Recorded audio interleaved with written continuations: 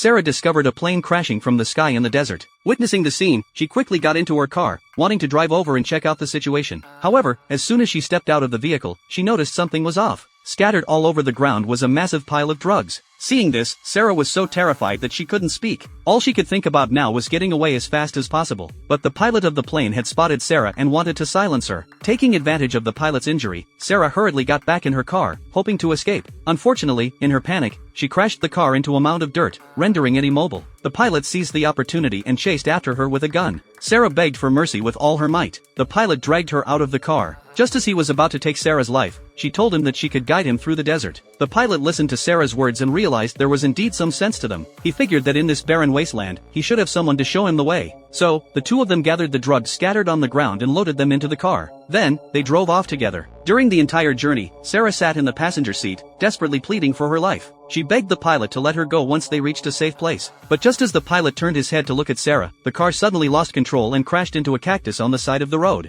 No matter how hard the pilot pressed the gas pedal, the tires were stuck, and the vehicle couldn't budge. Left with no choice, they had to take their belongings and proceed on foot. They walked through the night. Sarah was so exhausted that she demanded a break. The pilot also wanted to scout out the terrain. Seizing the opportunity, Sarah got up and tried to run away. Seeing this, the pilot immediately gave chase. However, with his injured leg, he couldn't catch up to Sarah at all. In the blink of an eye, he lost sight of her. Sarah hid in the bushes and attacked the pilot, but due to her frail physique, her strength was limited. In the end, the pilot still managed to subdue her. Afraid that Sarah would escape again, he tied her hands together with a rope. Sarah gave up struggling and could only obediently lead the way for the pilot. Her only wish was to make it out safely in the end.